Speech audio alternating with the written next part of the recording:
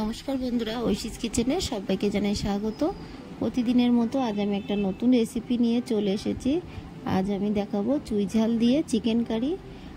আমরা তো বাড়িতে চিকেন অনেকভাবেই রান্না করে খেয়ে দেখি, একবার চুই ঝাল দিয়ে আমার মতো করে চিকেন বানিয়ে খেয়ে দেখবেন। এটা খেতে খুবই সুন্দর লাগে আর রেসিপিটি খুবই সহজ। প্রথমেই দেখুন, আমি গ্যাসে কড়া বসিয়ে দিয়ে সর্ষের তেল গরম করতে দিয়েছি। এই তেলটা গরম হলে এর মধ্যে দিয়ে দেব শুকনো লঙ্কা, দিয়ে দেব তেজপাতা, এরপর দিয়ে দেব গোটা জিরে। তবে আপনাদের কাছে গোটা গরম মশলা থাকলে এই সময় একটু দিয়ে দেবেন। এলাচ, দারচিনি, লবঙ্গ দিয়ে ফোড়নটা ভাজা হলে এই সময় দিয়ে দেব কুচানো পেঁয়াজ। পেঁয়াজটাকে দিয়ে আমি ভালো করে কিছুক্ষণ নেড়ে নেব।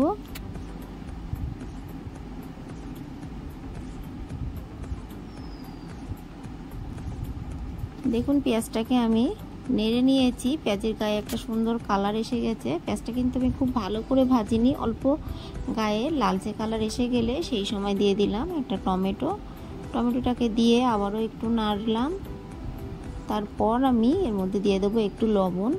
এই সময় লবণ দিলে টমেটোটা খুব তাড়াতাড়ি সফট হয়ে যাবে, তাই এই সময় একটু লবণ দিয়ে খুব ভালো করে নেড়ে নিলাম। তারপর এর মধ্যে দিয়ে দেব আদা, রসুন, কাঁচা লঙ্কা, গোলমরিচ বাটা।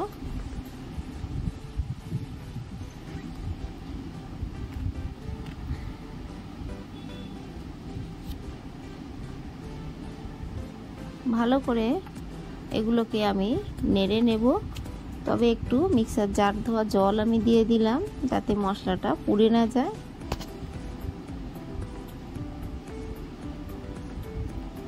দিয়ে দিলাম লবণ, দিয়ে খুব ভালো করে নেড়ে নেব।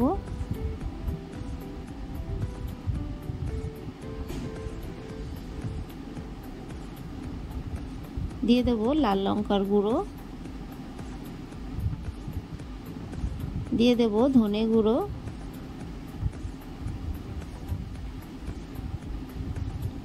এরপর আমি এর মধ্যে দিয়ে দেব অল্প একটু গোলমরিচ গুঁড়ো। আমি আদা রসুনের সঙ্গে খুবই অল্প গোলমরিচ দিয়েছিলাম, তাই অল্প একটু গোলমরিচ গুঁড়ো দিলাম। আপনারা চাইলে শুধু গোলমরিচ গুঁড়ো বা শুধু গোটা গোলমরিচ বেটে দিতে দেবেন। একটু হলুদ গুঁড়ো দিলাম, দিয়ে খুব ভালো করে মশলাটাকে আমি নেড়ে নিলাম।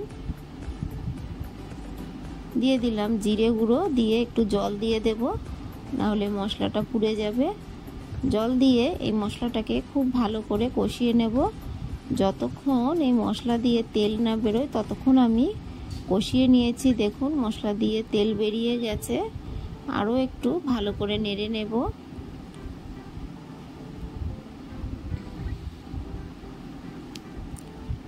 এই সময় আমি এর মধ্যে চিকেনগুলোকে দিয়ে দেব। মশলাটাকে দেখুন খুব ভালো করে আমি কষিয়ে নিয়েছি। চিকেনের সঙ্গে ভালো করে দেখুন এখানে আছে চুই ঝাল। চুই ঝালগুলোকে আমি লম্বা করে কেটে খুব ভালো করে ধুয়ে নিয়েছি। এই চুই ঝাল আর এই মাংসটাকে এই মশলার সঙ্গে খুব ভালো করে একটু সময় নিয়ে কষিয়ে নেব।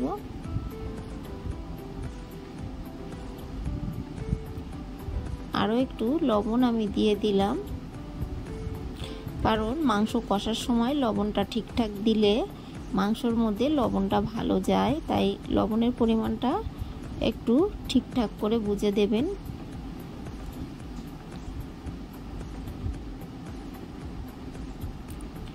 বেশ কিছুক্ষণ খুব ভালো করে এই চিকেনটাকে আমি কষিয়ে নেব। আমার এই রেসিপিটি আপনাদের ভালো লাগলে প্লিজ আমার চ্যানেলটিকে সাবস্ক্রাইব করে পাশে থাকা বেল আইকনটি ক্লিক করে দেবেন, তাহলে আমি যখন কোনো নতুন ভিডিও ছাড়বো আপনাদের কাছে পৌঁছে যাবে। ঠান্ডা লেগে আমার গলাটা ভেঙে গেছে, তাই বলতে একটু অসুবিধা হচ্ছে।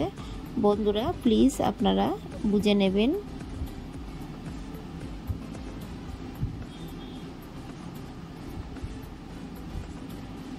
খুব ভালো করে চিকেনটাকে আমি নেড়ে নিচ্ছি। দেখুন,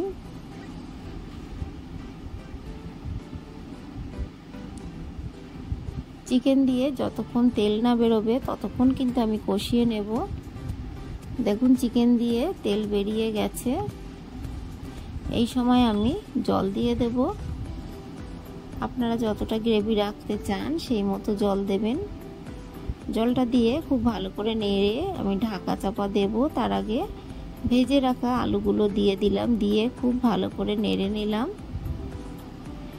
এবার আমি ঢাকা দিয়ে কিছুক্ষণ আমি ফুটিয়ে নেব। কিছুক্ষণ পর প্রায় 2 থেকে 3 মিনিট পর আমি ঢাকাটা তুলে একটু নেড়ে দিচ্ছি।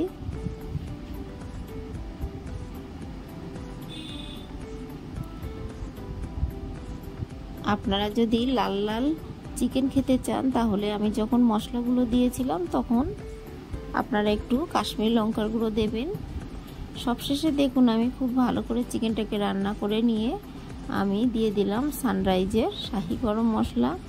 চিকেনটাকে একটু চেখে দেখলাম আরও একটু লবণ লাগবে, তাই সেই মতো আরও একটু লবণ দিয়ে দিলাম। দিয়ে বেশ কিছুক্ষণ আমি এইভাবে ফুটিয়ে নেব। খুব সহজভাবে চুই ঝাল দিয়ে চিকেন রান্না করলাম। বাড়িতে আপনারা এইভাবে বানাবেন, দেখবেন এটা খেতে দারুণ লাগে। গ্যাসের ফ্লেমটাকে আমি অফ করে দিয়ে ঢাকা চাপা দিয়ে রাখবো। 5 মিনিট পর ঢাকাটা তুলে দেখুন কতটা সুন্দর হয়েছে কালারটা, আর এটা খেতেও কিন্তু দারুণ হয়েছিল। তাই খুব সহজভাবে বাড়িতে এইভাবে চুই ঝাল দিয়ে চিকেন রান্না করে খাবেন। ভালো লাগলে আমার চ্যানেলটিকে সাবস্ক্রাইব করে পাশে থাকা বেল আইকনটি ক্লিক করে দেবেন, তাহলে আমি যখন কোনো নতুন ভিডিও ছাড়বো আপনাদের কাছে পৌঁছে যাবে। রেসিপিটি ভালো লাগলে একটা লাইক করতে ভুলবেন না।